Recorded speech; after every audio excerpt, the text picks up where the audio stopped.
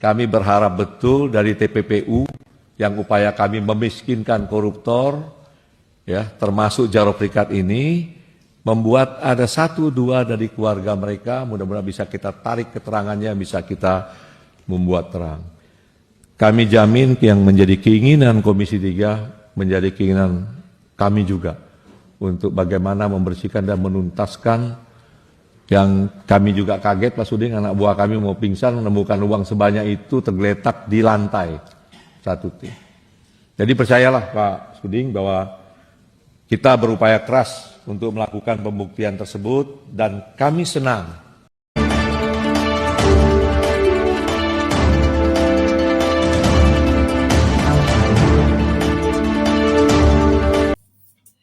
Jumpa kembali bersama dengan saya Petrus Marnusia. Saudara, dalam kesempatan yang baik ini, pada waktu yang lalu Nadiem Makarim dituntut oleh kejaksaan dan divonis 10 tahun plus denda yang lain, dan kalau tidak dibayar diganti hukuman 5 tahun penjara, artinya 15 tahun. Dan jaksa yang menuntut beliau itu baru-baru ini rumahnya digeledah, rumah dinas digeledah dan tempat-tempat tertentu, dan polisi menemukan 74 kilo emas batangan dan beberapa miliar, ya mungkin nggak salah 400 miliar ditemukan di rumah yang bertanggung jawab atas penuntutan Nadiem Makarim ini. Nah, sebelum saya berikan testimoni, kemudian beliau pernah rapat di parlemen dan mengatakan ingin memiskinkan koruptor. Mari kita dengarkan dengan saksama sebagai berikut. Pisus ini kita coba reform, kita rubah. Ini yang terpenting memang ukuran atau parameternya itu sesuai dengan kekuatan sumber daya yang ada. Sumber daya yang ada. Baik sumber daya jaksanya, sumber daya anggaran dan lain-lain. Sehingga instruksi pertama saya ke jajaran di Pisus waktu itu ada 6 langkah tepat sebagai langkah manajemen. 1, di wilayah pimpinan harus bisa menentukan kasus apa yang prioritas ditangani. Tepat kasusnya, tepat momennya, tepat tim pengungkapan, 6 langkah tepat. Nah ini kira-kira Pak Sudi. Nah kemudian kedua sebagai pengimbang itu, kita merubah metode bagaimana korupsi ini bisa sedikit kita tekan dengan ukuran yang kita tahu kan tidak pernah turun ini angka korupsi, yaitu dengan cara memiskinkan. Nah dengan memiskinkan ini kita pakai senjata, itu TPPU dengan mengaktifkan kerugian perekonomian yang selama ini ada di Undang-Undang Korupsi tidak pernah kita buktikan. Nah kira-kira metode seperti itu. Nah kemudian perekonomian ini memang ada kendala karena tidak bisa kita tuntut uang pengganti. Karena tadi ada pertanyaan juga sebelum Pak Suding. Karena dibatasi kerugian negara ini hanya bisa seberapa yang dinikmati. Nah ini kita lakukan. Untuk pertimbangan dapat dibaca putusan yang kita ajukan tuntutan untuk perekonomian, itu hampir seluruh perkara dipertimbangkannya hakim setuju. Tapi hakim tidak kenakan karena memang pasal 18 membatasi bahwa ini nggak bisa dituntut. Nah inilah yang kita akan coba bawa ke gugatan perdata nanti melalui JPN kita. Tapi tujuan untuk pemiskinan sudah tepat. Nah itu kira-kira proses penanganan. Nah termasuklah penanganan-penanganan lain yang rembetannya terkait nanti ada perkara-perkara yang kita bisa ungkap besar. Itu selalu kita konsentrasikan dan fokus untuk pengembangan. Balik ke pertanyaan Pak Suding, termasuk perkara Jaro Prikat. Ini menjadi perkara prioritas kita yang di dalamnya memang sedang kita dalami nih Pak Suding. Sedang kita dalami. Tapi fakta yang ada ketika kita masuk, kita ketemu duit 1T, ya, dan SOP kita juga jelas. Ketika anak-anak masuk, itu bagaimana menjaga supaya 1 lembar nggak hilang atau 1 ikat. Itu selalu kita wajibkan dia bawa keluarganya, bawa ketua RT, dan tidak boleh menghitung kecuali orang bank. Sehingga clear and clean ketika barang tersebut bisa dibawa. Ini kira-kira mekanisme berdalam yang saya buka sekarang di Komisi 3. Kira-kira seperti itu sehingga kita bisa jamin bahwa jaksa kita terjaga ketika membawa itu. Fakta yang kedua, ketika kita temukan uang ini rentang waktunya panjang pengakuan jalur berikat. Sehingga yang menjadi tantangan kita adalah membuktikan sebanyak ini dari siapa saja. Dari siapa saja, kemudian ke siapa yang akan digunakan suap, atau apakah uang ini titipan hakim atau penegak hukum lain. Nah, ini masih sedang proses. Apa bukti prosesnya? Jalur berikat sekarang sedang kita kejar TPPU. Kita berharap dia mau bercerita banyak, Pak Sudi. Termasuk di persidangan. Ada pertanyaan publik, kenapa tidak dicantumkan? Kita nggak berani juga mencantumkan apabila jaksa tidak bisa membuktikan penuh tentang Gulaku umpamanya, atau tentang siapa. Gitu. Nah, proses tetap berjalan. TPPU ini pun sampai sekarang ini ada 8 aset rumah mewah, ada 7 bidang tanah, hampir seluruh aset yang terindikasi selama beliau menjabat tersita dengan jaksa di perkara TPPU. Ini salah satu pintu yang kita harapkan jalur berikat pikirannya menjadi terang, Mas Sudi. Dia bisa ingat lagi. Nah, kira-kira itu yang kita sedang lakukan. Nah, pertanyaannya, apakah Gulaku ini tidak diperiksa? Diperiksa, Mas Sudi. Sudah 2 kali panggilan, kita sedang dalami. Apakah dia tersangka atau tidak? Mungkin secara tertutup pada akhirnya kita pun tidak keberatan dibuka. Karena kita berkepentingan juga untuk berantas ini.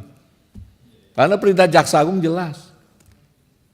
Kalau bebas, gini Pak Jampitsus, kalau memang ada perkara yang dianggap penting sekali dalam hal proses penyidikan mau dibuka terang-terangan, kita tertutup. Kan gitu. Nanti kita bikin. Tapi kalau memang masih bisa dijelaskan secara umum ya tetap terbuka. Ya, silakan Pak Jampitsus. Jadi saya pun tadi bilang ke Dirdik saya batasi karena ini terbuka. Kita juga nggak mau anak-anak kita di lapangan ini kesulitan nih. Tapi pada akhirnya nggak mungkin kita gantung, pasti ada keputusan nih. Tapi tolong beri waktu kami, karena semua perkara ini tidak semua sama. Ada yang bisa singkat cepat kita lakukan, kejar CCTV, kejar apa, cepat kita bisa buka. Tetapi ketika dia bicara saya dari tahun 2012, kita butuh waktu untuk men-tracing ini. Men-tracing ini dari alat bukti lain, selain dari secari kertas memang kita akui. Ada tulisannya. Tapi barang bukti ini harus dihidupkan kembali oleh kekuatan alat bukti lain. Sedang kita dalami, Pak Sudi. Kami mohon dukungan Komisi 3, mudah-mudahan ada juga masukan ke kita. Sehingga kita juga bisa tertuntun dalam proses uang sebesar ini dan banyak. Yang jelas perintah kepada kami sudah jelas, bersihkan semuanya. Bersihkan semuanya agar kita harap bagaimana perintah untuk membersihkan BUMN, bersihkan Pertamina, bersihkan Krakatau Steel, ini bisa terlaksana dengan baik sepanjang rekan terdekat kami hakim dapat satu garis. Nah, ini kira-kira kami tidak ada keraguan sedikit pun, kami tidak ada yang ditutupi, cuma ini faktor teknis pembuktian. Teknis pembuktian yang kami pun tidak keberatan. Nanti pada satu waktu apabila jaksa agung menyampaikan oke, tibalah saatnya kasus ini keputusan, diundang tertutup, kita akan buka semua BAP. Kita akan buka upaya kita. Tapi sekali lagi, kami butuh dukungan Komisi 3 untuk dapat menjelaskan ke publik bahwa ini sedang kita dalami. Kami berharap betul dari TPPU yang upaya kami memiskinkan koruptor, ya termasuk jalur berikat ini, membuat ada 1-2 dari keluarga mereka, mudah-mudahan bisa kita tarik keterangannya, bisa kita membuat terang. Kami jamin yang menjadi keinginan Komisi 3, menjadi keinginan kami juga, untuk bagaimana membersihkan dan menuntaskan. Yang kami juga kaget Pak Suding, anak buah kami mau pingsan menemukan uang sebanyak itu tergeletak di lantai satu tim. Jadi percayalah Pak Suding bahwa kita berupaya keras untuk melakukan pembuktian tersebut dan kami senang. Sekali lagi saya garis bawahi, saya senang betul kalau mau dikontrol Komisi 3 secara terbuka. Maksudnya dapat dialog terbuka, apa yang kita dalami, apa yang kita dapat. Karena terus terang kami butuh dukungan Komisi 3. Kami sangat butuh dukungan Komisi 3. Tapi kalau sekarang selain ini bisa dilakukan tertutup, kami belum sampai nih Mas Budi.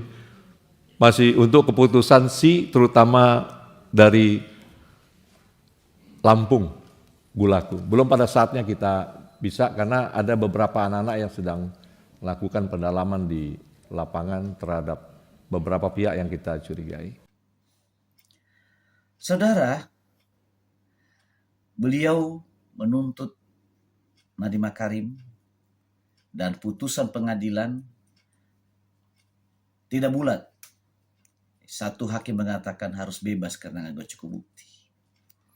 Dan pada waktu Nadiem Makarim ini divonis, lalu dari tim yang dibawahi oleh Jaksa Agung Muda Tindak Pidana Korupsi yang sekarang sudah mengundurkan diri itu mengatakan Indonesia telah mendapatkan keadilan. Dan saya juga mau mengatakan, bahkan juga Indonesia mengatakan bahwa Nadiem Makarim juga dan masyarakat lain juga telah mendapatkan keadilan, di mana Nadiem Makarim dikriminalisasi. Dan akhirnya pun juga yang bersangkutan tersangkut kasus korupsi dan benar-benar murni melakukan tindak kriminal, yakni tindak pidana korupsi. Nah, karena beliau ini Jaksa Agung Muda di bidang penindakan atau pidana khusus, sudah sewajarnya beliau menerima hukuman yang sangat berat, ya, atau disebut hukuman mati. Pembunuhan biasa yang dibunuh itu cuma satu orang. Tapi yang dilakukan ini pembunuhan bagi seluruh masyarakat Indonesia, bahkan generasi penerus kita. Ya. Jadi yang dibunuh apa? Ekonomi masa depan anak-anak kita. Nah seharusnya 74 kilo emas itu ya lumayan untuk melunasi utang Indonesia atau membuka lahan pekerjaan. Dan saya yakin juga kepolisian tidak berhenti kepada Jaksa Agung Muda ini, harus dikembangkan karena banyak yang terlibat di dalamnya.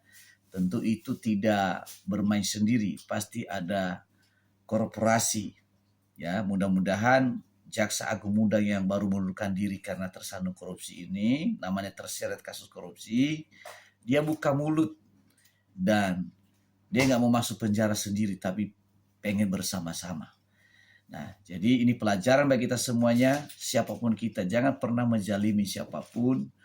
Ya, karena apa yang Anda tabur, ketika orang yang dirugikan, keluarganya menangis, nah Anda pun juga menuai pada waktunya.